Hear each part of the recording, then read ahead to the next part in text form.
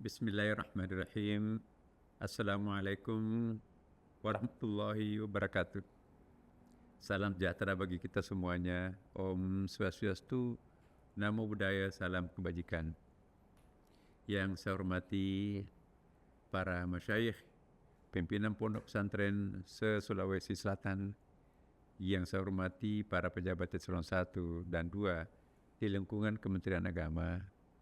Dan yang saya hormati para narasumber dan peserta seminar internasional, para pemuka agama, takmir masjid, akademisi, dan aktivis lingkungan, serta hadirin sekalian yang berbahagia. Pertama-tama, marilah kita panjatkan puji dan syukur kehadirat Allah SWT, Tuhan Yang Maha Esa, yang telah memberikan kita kesempatan untuk berkumpul di dalam forum yang luar biasa ini. Saya juga ingin menyampaikan apresiasi yang setinggi-tingginya kepada panitia, Direktorat Urais Ditjen Bimas Islam yang telah berkolaborasi dengan Pondok Pesantren Asadiyah Pusat Sengkang yang menyelenggarakan seminar internasional ini sebagai ruang membangun peradaban yang lebih harmonis dan berkelanjutan.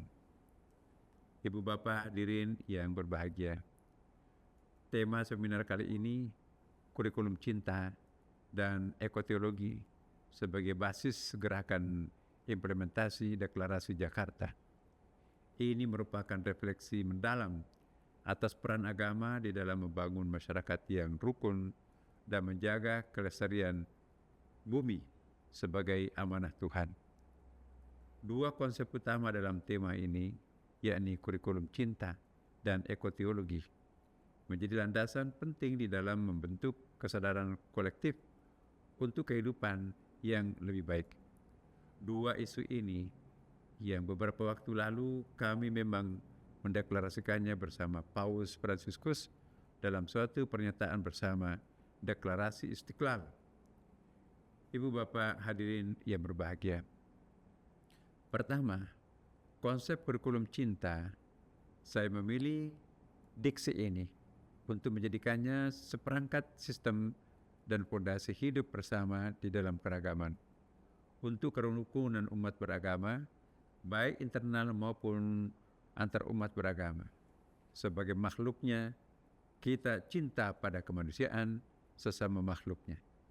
Dalam ajaran agama, cinta adalah inti dari segala tindakan kebaikan, sebagaimana firman Allah Subhanahu wa taala, wa min ayatihi an khalaqalakum min anfusikum azwaja litaskunu ilaiha wa ja'ala bainakum mawaddatan wa rahmah inna fi dzalika laayatil liqaumin yatafakkarun.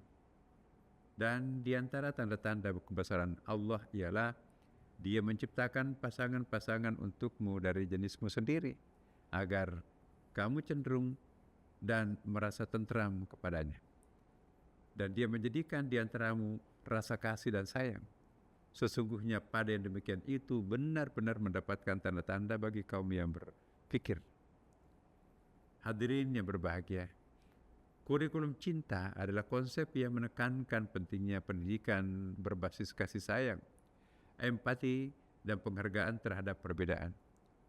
Nilai ini harus menjadi bagian utama di dalam sistem pendidikan kita, baik di lembaga formal maupun dalam lingkungan sosial dan keluarga, termasuk dalam kehidupan pondok pesantren misalnya.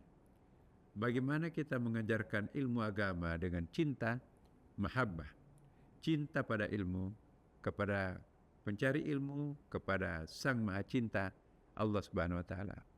Sudah seharusnya pendidikan agama tidak hanya mengajarkan hal ritual formalistik, akan tetapi juga menanamkan ruh dan semangat moderasi dan penghormatan terhadap keberagamaan.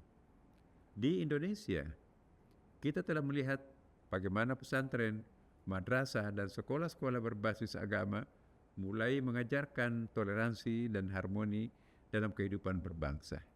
Ini adalah langkah maju yang harus terus kita dorong dan perkuat.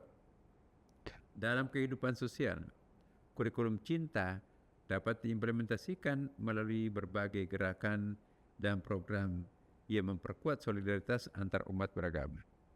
dialog lintas iman, aksi sosial bersama, dan kampanye perdamaian adalah beberapa contoh nyata bagaimana kita bisa menghidupkan nilai-nilai cinta dalam kehidupan sehari-hari. Tentu di dalam kesempatan seminar internasional ini, kita akan mendapatkan suguhan tawaran diskursus dari para narasumber yang akan memperkaya konsep besar ini.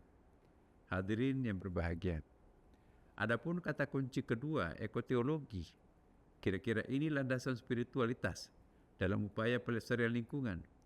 Selain membangun harmoni sosial, kita juga memiliki tanggung jawab besar untuk menjaga lingkungan. Sebagaimana firman Allah, Zahara al-fasadu fil barri wal bahr bima kasabat aydin nas liyudhiqahum ba'dal ladzina 'amilu la'allahum yarji'un. Telah tampak kerusakan di darat dan di laut disebabkan karena perbuatan tangan manusia.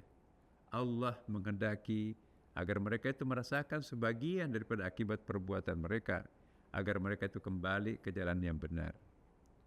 Konsep ekoteologi sedang mengajarkan bahwa menjaga bumi bukan sekadar upaya ilmiah atau kebajikan negara, tetapi juga merupakan bagian dari spiritualitas dan ibadah kita kepada Allah Subhanahu wa taala.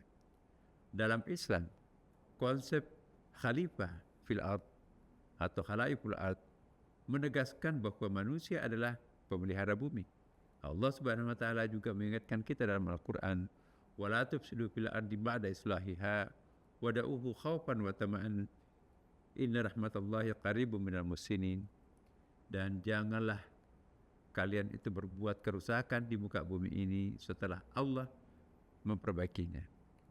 Janganlah dan berdoalah kepadanya dengan rasa takut dan penuh harapan. Sesungguhnya rahmat Allah amat dekat kepada orang-orang yang berbuat kebaikan. Gerakan lingkungan berbasis keagamaan telah berkembang di banyak tempat. Di Indonesia misalnya, kita telah melihat inisiatif masjid ramah lingkungan, eco-friendly mosque, pesantren hijau, green pesantren, dan gereja berkelanjutan ini dan sebagainya, yang memanfaatkan energi terbarukan dan praktik ramah lingkungan. Ini adalah contoh-contoh baik yang harus terus kita kembangkan sebagai wujud nyata dari ekoteologi di dalam kehidupan umat beragama. Bapak Ibu sekalian, sebagai penutup, saya ingin mengajak kita semuanya untuk menjadikan seminar internasional ini sebagai momentum kebangkitan kesadaran kolektif. Mari kita menjadi agen aktor perubahan yang membawa pesan cinta dan kepedulian terhadap lingkungan dalam kehidupan kita sehari-hari. Dengan kerjasama yang erat, saya yakin kita dapat akan menciptakan dunia yang lebih damai, harmonis, dan lestari. Semoga Allah Subhanahu wa taala selalu membimbing dan memberikan kemudahan langkah kita semua dalam merawat jagat, memelihara lingkungan alam, dan menjunjung kemanusiaan dan memuliakan manusia ciptaannya. Semoga pertemuan ini mendatangkan berkah untuk kita semuanya. Sekali lagi saya mohon maaf Bapak Ibu sekalian, saya tidak sempat bergabung bersama Bapak Ibu sekalian karena saya mendapatkan tugas yang penting dari negara di suatu tempat. Dan semoga kita semuanya bisa menikmati suguhan-suguhan ilmiah yang disampaikan narasumber pada kali ini. Wassalamualaikum warahmatullahi wabarakatuh.